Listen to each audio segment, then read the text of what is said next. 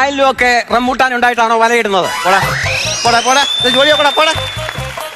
ചോദ്യം കൊണ്ട് വന്നു. പിന്നെ ഒരു കാര്യം പറഞ്ഞേക്ക, എന്റെ അളിയൻ ഇവിടെ വരും എന്നെ തിരക്കി. ദൈവത്തെ ഓർത്ത്, എന്റെ ഈ പണിയായുധം ഓർത്ത് ഞാൻ ഇവിടെ ഉണ്ടെന്ന് പറയരുത്.